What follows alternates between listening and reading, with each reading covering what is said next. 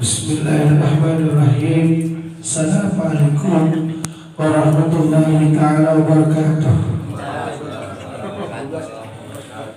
Qala al-mu'allif rahimahullah wa nafa'ana bihi barik fid dunya wal akhirah. Al-majalis al-khamis wal 20 fi Rajab.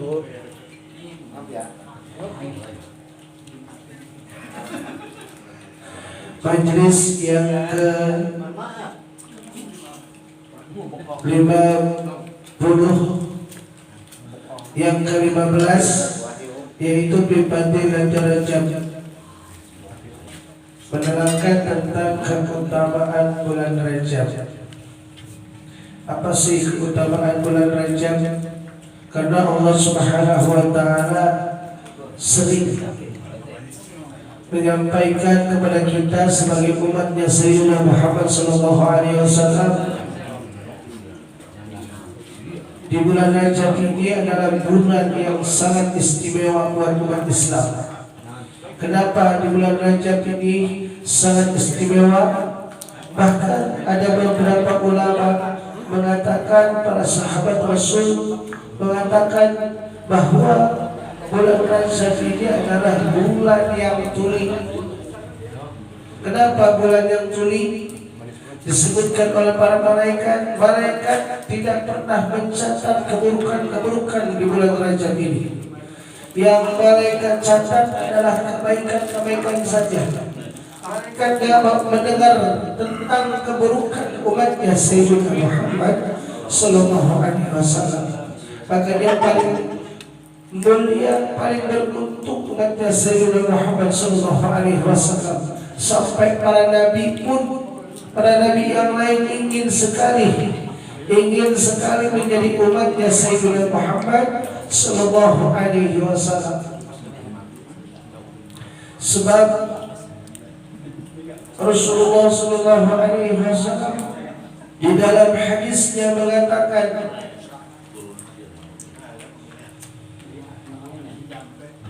Syahrul Rajab syahrullah wa syahrul Sya'ban syahrul wa syahrul Ramadan syahrul ummati.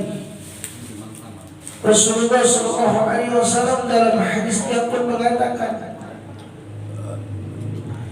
Syahrul Rajab itu adalah bulannya Allah Subhanahu wa taala, dan bulan Sya'ban adalah bulannya Sayyidina Muhammad sallallahu alaihi wasallam. Ramadan adalah bulannya umatnya Sayyidina Muhammad sallallahu alaihi wasallam. Kenapa? Bulan Rajab adalah bulannya Allah Subhanahu wa taala. Di bulan Rajab ini Allah Subhanahu wa taala selalu mengabulkan permintaan Sayyidina Muhammad sallallahu alaihi wasallam. Di antaranya permintaan yang pertama Rasulullah sallallahu alaihi wasallam kepada Allah adalah permintaan yang namanya salat. Asalnya 50 waktu menjadi 5 waktu, itu pun malas kerjainnya. Bukan ya, hawanya enggak. Itu padahal perjuangannya Sayyidina Muhammad sallallahu alaihi wasallam di bulan Rajab. Yang kedua, permintaan Rasulullah sallallahu alaihi wasallam di bulan Rajab yang dikabulkan oleh Allah Subhanahu wa taala, yaitu apa? Ya Allah, seandainya aku sudah wafat, seandainya aku sudah tidak ada di dunia ini, siapa yang menjamin umatku?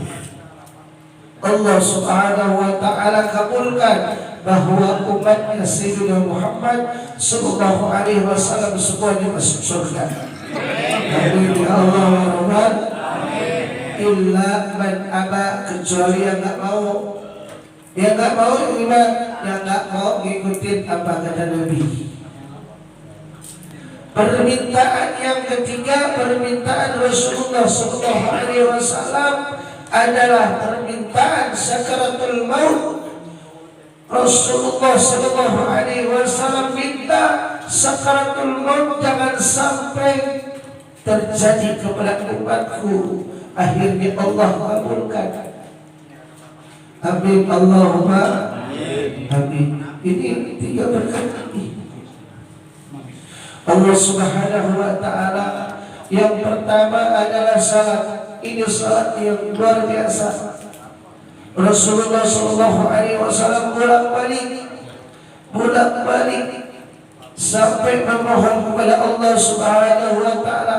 Bahkan malaikat Jibril pun yang mengantar beliau gak mampu bertemu dengan zatnya Allah Subhanahu wa taala. Ini Rasulullah rela sampai berhadapan dengan Allah, sampai memohon. Untuk siapa? Bukan untuk Rasulullah pribadi, bukan. Namun permintaan tersebut adalah untuk umatnya yang sangat dicintainya di akhir zaman. Amin Allahumma. Bahkan ketika di bulan Rajab Rasulullah Sallallahu Alaihi Wasallam sempat meneteskan air mata sampai sahabat-sahabatnya pun bingung, resah kenapa Rasulullah menangis, apa yang dia derita. Sampai berhari-hari sahabatnya penasaran bertanya kepada Rasulullah Sallallahu Alaihi Wasallam, ya Rasulullah, apa yang kau tangisi selama ini ya Rasulullah? Apakah kami sebagai sahabat? Bukan. Apakah keluarga? Bukan. Apakah anak cucu? Bukan. Siapa yang kau tangisi ya Rasulullah? Yang aku tangisi adalah umatku di akhir zaman. Mereka tidak pernah hidup bersamaku, mereka tidak pernah melihat wajahku, bahkan tidak pernah berjalan bersamaku, namun mereka sangat rindu kepadaku. Amin Allahumma amin. Kita beruntung. Setiap minggu kita baca maulid. Apalagi malam ini 2 kali baca maulid. Masya Allah, luar biasa. Ya, jangan sepelekan baca maulid. Karena apa? Ketika kita baca maulid, ruhnya Sayyidina Muhammad Sallallahu Alaihi Wasallam berada di hadapan kita. Ketika kita berdekatan dengan Rasulullah, gemetar, tubuh kita gemetar. Kalau bahasa Inggrisnya merinding, tubuh kita bergetar. Itu di hadapan kita ada ruhnya Sayyidina Muhammad Sallallahu Alaihi Wasallam. Makanya kalau orang cintanya sederhana, cintanya bertepuk sebelah tangan, gak ada apa-apanya. Walaupun teriak-teriak, walaupun sampai menangis, kalau hatinya rasa tidak mengikuti Sayyidina Muhammad Sallallahu Alaihi Wasallam, orang tersebut sia-sia. Makanya para hadirin, para jamaah sekalian, ayo jangan pernah menyerah untuk membacakan salam kepada Sayyidina Muhammad Sallallahu Alaihi Wasallam. Ini adalah bulan yang mulia. Barang siapa orang yang menghidupkan di awal bulan Rajab, orang tersebut berbuat baik, tidak berbuat kejelekan, maka orang tersebut mendapatkan stempel dari Sayyidina Muhammad Sallallahu Alaihi Wasallam, masuk ke surga bersama beliau. Amin Allahumma amin. Rasulullah yang ingin kita masuk surga jika kita menghidupkan bulan Rajab. Kita siap-siap. Karena apa? Di bulan Rajab ini adalah bulan ampunan Allah Subhanahu wa taala. Banyak-banyak beristighfar, banyak-banyak kita mendekatkan diri kepada Allah Subhanahu wa taala. Jangan sia-siakan umur kita, jangan sia-siakan nafas kita. Jangan sia-siakan nafas kita. Karena apa? Dalam 24 jam Allah Subhanahu wa taala memperhatikan kita. Bahkan memerintahkan kepada malaikat untuk selalu mendampingi kita.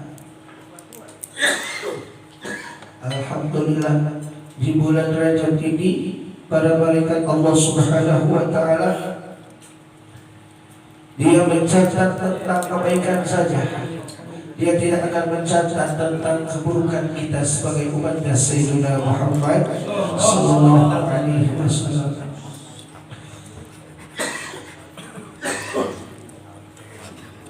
Sebab Rasulullah sallallahu alaihi wasallam pernah bersabda di hadapan para sahabat-sahabatnya, sayati zamanun ala ummati yabiruna minal ulama'i wal fuqaha fayabtaliyahumullahu salasata balayatin. Nanti akan ada di akhir zaman siapa umatku, umatnya Sayyidina Muhammad sallallahu alaihi wasallam. Mereka tak percaya sama ulama, bahkan mereka menjauh dari orang-orang yang baik, orang-orang yang mengajarkan tentang sholat, orang-orang yang mengajarkan tentang fikih. Maka pada zaman tersebut Allah akan turunkan 3 bala. 3 perkara tersebut 3 bala. Yang pertama, yarfa'ullaha barakatan min kasbihi. Ketika umat Nabi Muhammad sallallahu alaihi wasallam benci sama ulama, malas dengan orang-orang ahli fikih, malas ngaji tentang sholat, Allah subhanahu wa ta'ala akan berikan umatnya tersebut yarfa'ullaha barakatan min kasbihi. Allah akan angkat keberkahannya. Walaupun dapat 100 juta sehari masih kurang terus. Karena Allah angkat keberkahannya. Walaupun dapat 100.000 tapi nikmat itu namanya berkah. Walaupun dapat 100 juta tapi tidak nikmat, Allah berikan penyakit yang sangat dahsyat, itu namanya Allah angkatkan keberkahan daripada Allah Subhanahu wa ta'ala. Allah angkatkan rezekinya, Allah angkatkan keberkahan rezekinya, keberkahan semua apa yang dia miliki dalam kehidupannya. Kurang. Melihat tetangga beli handphone baru pusing, panas, meriah. Ya, kenapa? Berkahnya diangkat oleh Allah, berkahnya diangkat, jadi pikirannya pusing. Ya. Yang kedua, perkara yang kedua yang Allah berikan ketika umatnya Sayyidina Muhammad sallallahu alaihi wasallam gak mau duduk di majlis ilmu, gak mau dekat sama ulama, gak mau mendengarkan orang-orang ahli fikih, gak mau belajar tentang ilmu salat, Allah akan berikan yang kedua, sultanan kaliman, seorang pemimpin yang saleh. Na'udzubillah sama na'udzubillah min. Mungkin zaman sekarang ya sering kita lihat yang para pemimpin yang luar biasa. Karena apa? Karena kita jauh dari ulama, malas dengerin ya, belajar Quran malas, belajar ilmu fikih malas. Padahal itu buat siapa? Buat diri kita. Kalau guru ngaji seandainya dia ngajarin ilmu sholat tentang wudu, tentang sholat, seandainya orang tersebut tidak mengamalkannya, guru ngaji guru ngaji tersebut ngaruhi. Dan seandainya pun dia ajarkan ilmu tentang wudu, kemudian diamalkan, dan ilmu tersebut diamalkan oleh yang belajarnya, guru ngaji tidak apa-apa, dia tetap, bahkan guru ngaji tersebut mendapatkan berkah dari Allah Subhanahu wa ta'ala. Makanya beruntung orang duduk di majelis ilmu itu Seandainya dapat ilmu tersebut dibawa pulang, kemudian diamalkan, diajarkan kepada anak istrinya, maka ibu tersebut mendapatkan keberkahan dari Allah Subhanahu wa taala. Amin. Dan ilmu tersebut nanti akan mengantarkan kita ke surga. Dan akan dilanjut nanti, akan dilanjut sama anak cucu kita. Seandainya ilmu tersebut kita amalkan. Ya, makanya Allah Subhanahu wa taala, jika orang tersebut atau kaum tersebut menjauh daripada ulama ahli fikih, maka Allah Subhanahu wa taala akan turunkan seorang pemimpin yang zalim. Na'udzubillah subhanahu wa ta'ala. Yang ketiga apa? Seandainya orang tersebut menjauh daripada ahli fikih, malas belajar salat, malas belajar Quran, malas belajar tentang wudu, Allah akan berikan orang tersebut ketika meninggal dia tidak membawa iman. Na'udzubillah subhanahu wa ta'ala.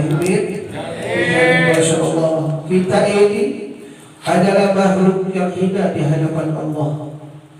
Kita ini adalah makhluk yang hina di hadapan Allah. Kita suruh sholat, kita tinggalin sholat. Kita suruh sedekah, kita tak pernah sedekah. Kita suruh berakhlakul karimah, berakhlak yang baik, kita gede ada. Ya, gede bolong. Ya, kita ini adalah manusia yang sangat membangkang di hadapan Allah. Apa yang kita banggakan di hadapan Allah, sedangkan kita ini adalah manusia yang hina. Salat aja kadang-kadang kita telat, apalagi kadang-kadang kita suka tinggalkan.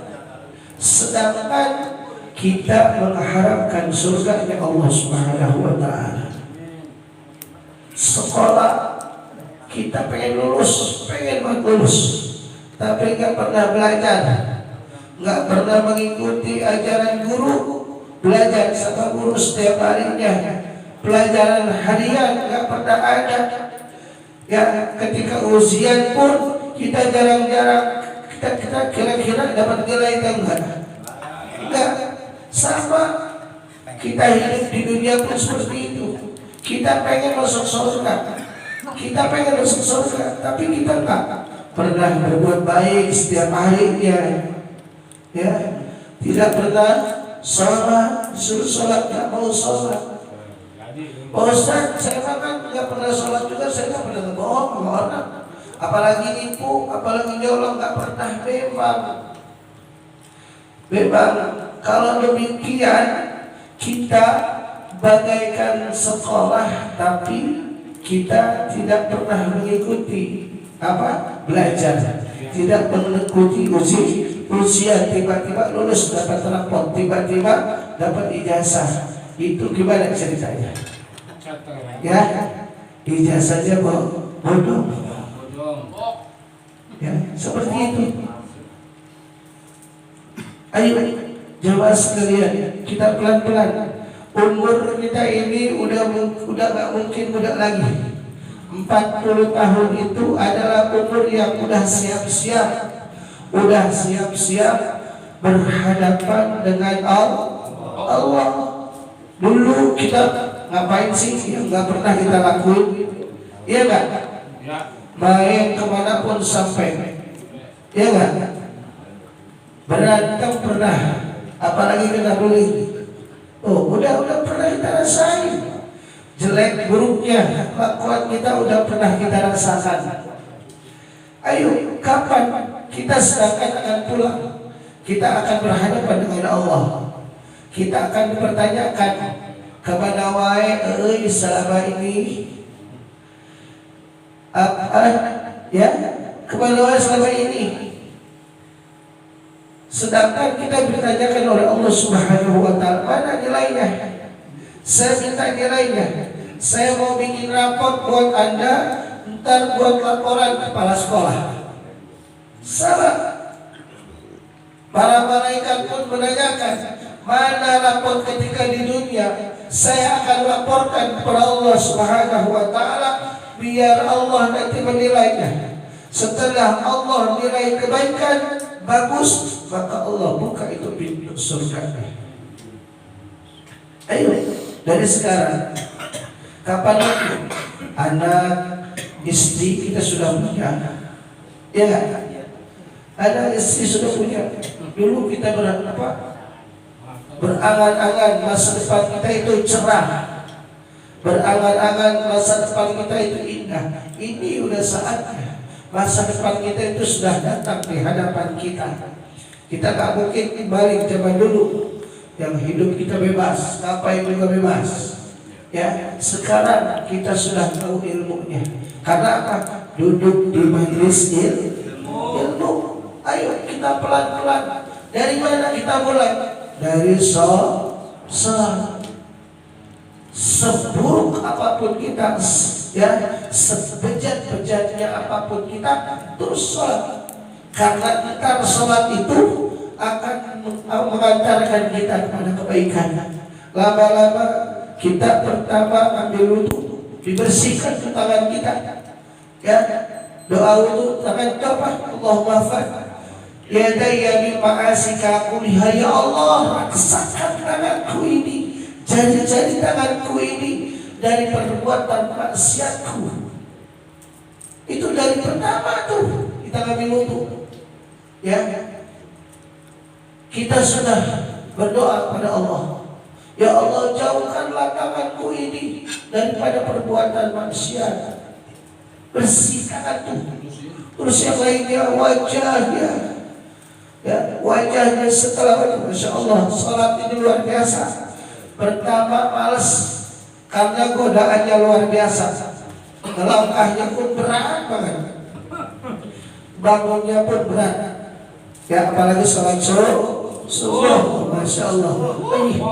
Masya Allah, ini baru tahrim. Entahlah, tunggu ajan. Aku patah menit baru jam 7. Tunggu ajan. Bangun-bangun di jam 10. Masya Allah, luar biasa. Ini salat subuh. Kenapa? Salat subuh ini adalah pertama kita berhadapan dengan syaitan. Berhadapan dengan musuh kita, yaitu syaitan. Pertama kali kita berhadapan dengan musuh kita, yaitu syaitan. Berhadapan melawan syaitan ketika kita bangun salat subuh. Itu pertama kali. Kita menang atau enggak? Kalau kita bangun salat subuh berarti kita menang melawan hawa nafsu. Kalau kita kalah berarti kita tidur, bangun jam 10, jam 10. Kalah kita sama syaitan. Ya, awal kehidupan kita berhadapan dengan syaitan ketika kita bangun salat subuh. Itu pertama kita bertarung, ya. Makanya hawanya wegah, Masya Allah, salat luar biasa. Setelah kita wudu, beres wudu, bisa doa, baca wudu, doa beres, masuk ke dalam masjidnya. Terus syaitan terus mengganggu kita, terus mengganggu. Masya Allah, orang salatnya begitu amat, ya. Terus mata kita diganggu, hati kita terus diganggu oleh syaitan. Biar kita salatnya gak sah, biar kita salatnya gak diterima oleh Allah Subhanahu wa ta'ala. Setelah kita berdiri, sebelum mengucapkan takbir, kita masih digoda oleh Allah Subhanahu wa ta'ala. Aduh, imam ngasih itu lagi menengahilakan. Tuh, masih kita digoda, Terus setelah kita lewati itu, kita dalam keadaan sholat masih diganggu oleh hawa nafsu kita, pikiran kita kemana-mana. Aduh, Masya Allah, bahasa enak banget ini. Ditraktir oleh Ustaz Wali, luar biasa. Aduh, handphone saya gimana ya? Pada batu cincin saya hilang lagi nih.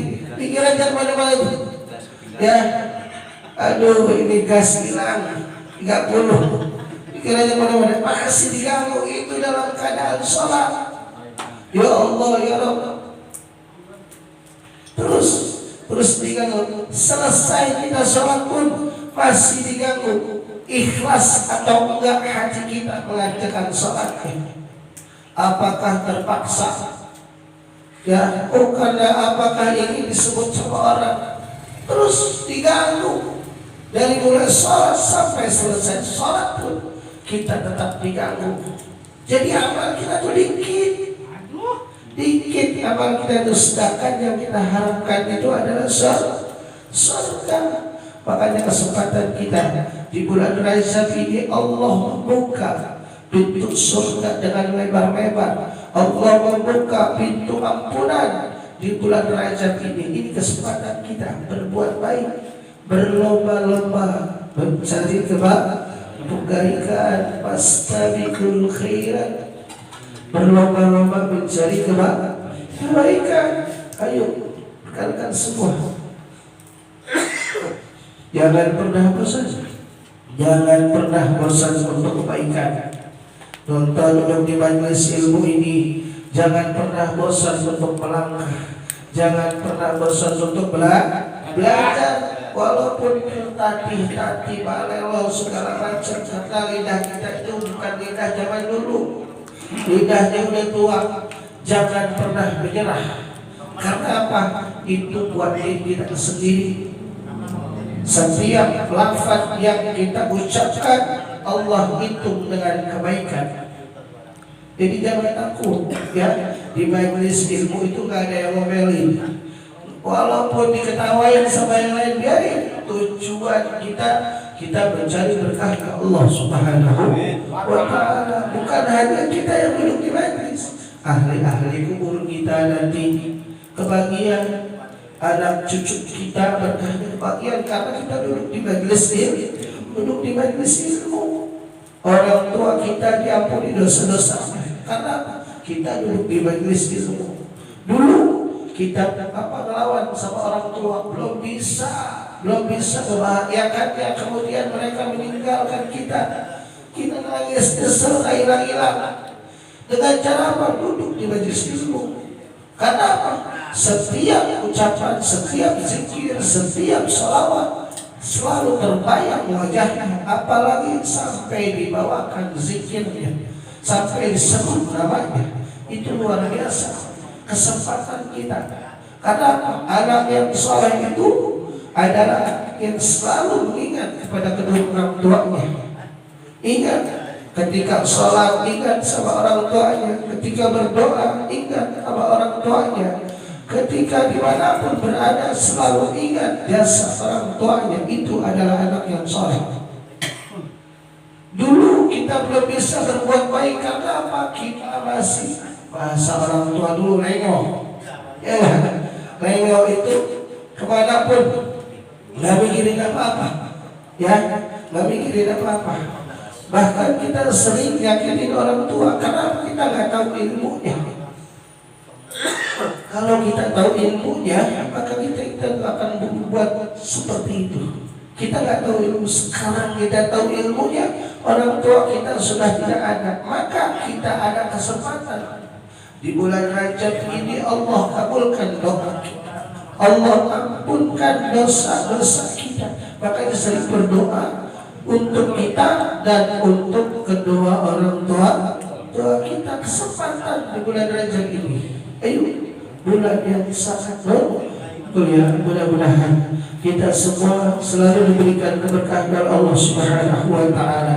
Saya mohon maaf seandainya yang saya baca ini banyak salahnya. Itu mungkin satu kesalahan saya pribadi, dan seandainya yang saya sampaikan benar datangnya dari Allah Subhanahu wa ta'ala. Billahi taufiq wal hidayah. Assalamualaikum warahmatullahi wabarakatuh.